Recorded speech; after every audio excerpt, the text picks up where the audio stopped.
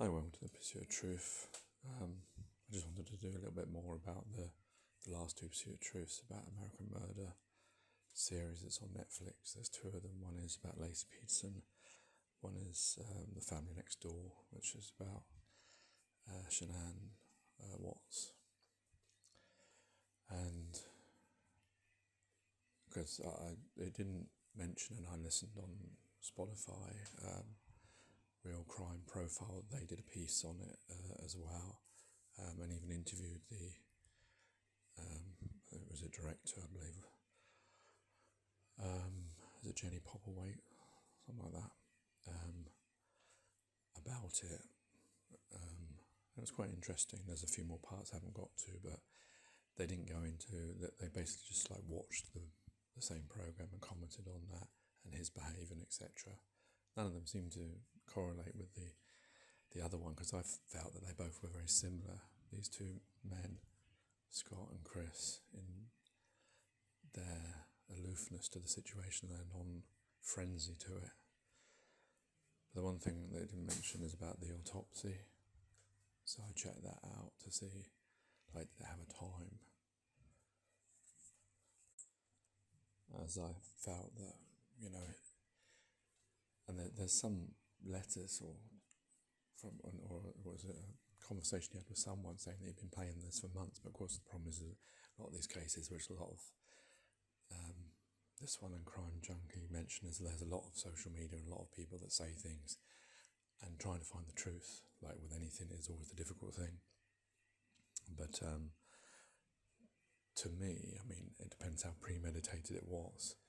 He was looking after the children for those 3 days, and he claimed something like when he put them to bed at night, he knew that would be the last time, which makes me think he probably did it then,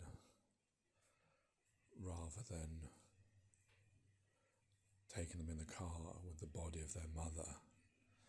I don't know which one. I suppose that's actually, if you wanted a better story, that's the lie you would tell, that you did it before she came home. But that, of course, would show a high degree of premeditation, which maybe would have gotten the death penalty. So I don't know, that may be the reason why he lied. I don't know. The thing is, we've only got his word on it, because the autopsies, because of the nature of how he got rid of the bodies, obviously put hers in the ground and strangely put the two children, his children, in the oil tanks. I guess he couldn't lift her body up there, which I suppose that would have been a place where it would be very difficult to find them ever, if it wasn't, well, they seemed to got to him very quickly. The problem is he didn't think that, well, a minute, I suppose he didn't know there was someone filming next door. That was the whole problem with their CCTV, because that showed that her going in, their camera showed her going in, but there was never her going out. So how does she get out? But yeah, the autopsies just show that it was asphyxiation, and I think it was it Cece or Bella, I'm not sure, the older one, who they found, that she bit her tongue, and there were marks as if she tried to struggle. And obviously Nico, their unborn child. It's just, he seemed like in this documentary, when he found out he was going to have a son, he seemed like a normal guy, like laughing, etc. And the only thing I found, what the documentary did, and because it came into my mind, is they picked certain clips from her Facebook, that she used to put Facebook stuff for their family, which showed her in a more domineering role, and him as a more back role. And she commented on that later, as whether she emasculated him or whatever. And I don't know, given that the fact that he accused her of killing the children for months before he admitted it, and their family got a lot of backlash because of that, I'm not sure it was a good idea to show those clips, because maybe they wanted to make that issue of, like they talked about on Real Crime Profile, is that people have this perception of when women are domineering, it's like a bad thing, but when it's a man, it's a good thing. But to me, that I saw the clips where, like he's dressed up as Father Christmas and she's sort of berating him about the phone, which seemed like, and also the bit where she's saying, no, the children are never going to see your family again, because they gave them some pistachio nuts or something because one of them had an allergy. Obviously that's very serious, but the way it was done, you're never going to see them again. To your family, it didn't come across as like, maybe the documentary just wanted to show a full range of how things were, because they seemed to, like from the viewer's point of view, knew nothing about this. It seemed like, that was the catalyst of all this, but it wasn't, because he was having an affair.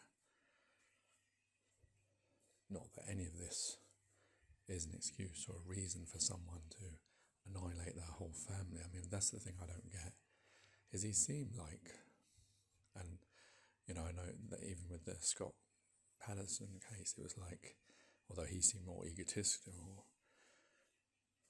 I suppose the thing is you never know how a killer's going to be, but that's just the thing, that this one, he seemed like happy, normal. When you saw him react to the baby, that he was going to have a son, it seemed like, this is in their videos on Facebook, they seemed like a wholesome, nice family. And then what changed?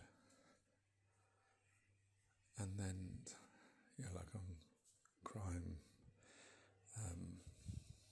real crime profile, they were saying, like, which is easier, you leave them or you murder, was it four people?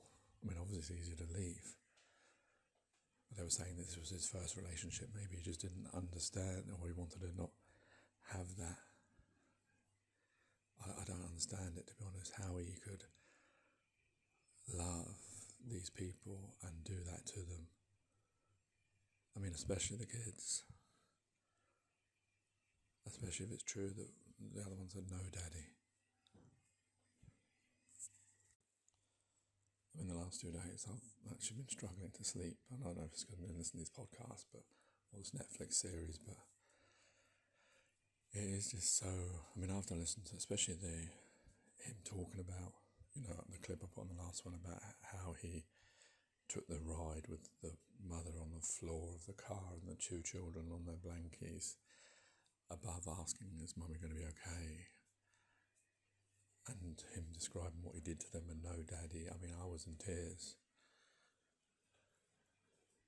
And I just can't fathom how a parent or a partner could do that to one another. But like they were saying, this is three women die to their partner or ex-partner every, was it day or week? I can't remember now. According to Real Crime Profile, it's 4.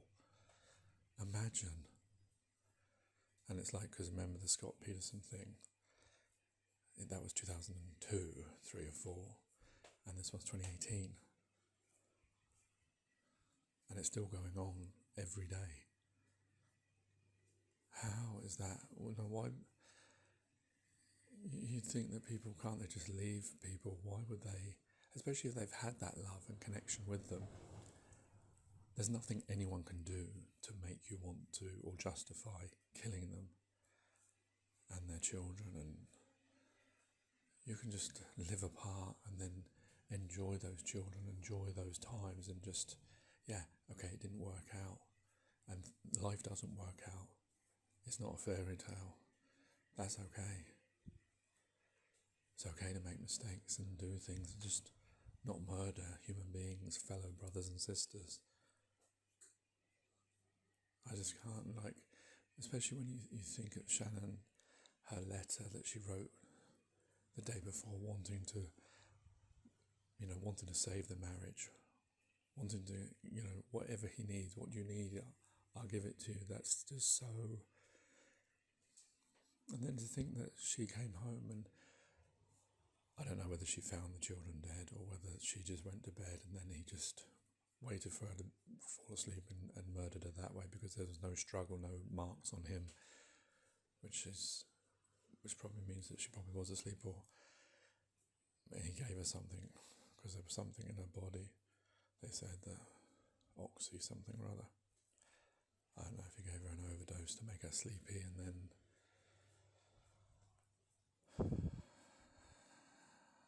I can't imagine she didn't wake up though during it. the body, trying to react, and then just she couldn't mark him because she said he was face down, so maybe he had his knees on her arms. And I mean, how could you do that to someone that gave you children, that gave you love, and that wrote that beautiful letter, and then to your children? And then he just is in court and in the police station, no emotion, no crying. I mean, no like, oh my God, what have I done? And it's terrible. Take care, take it easy, God bless, and peace.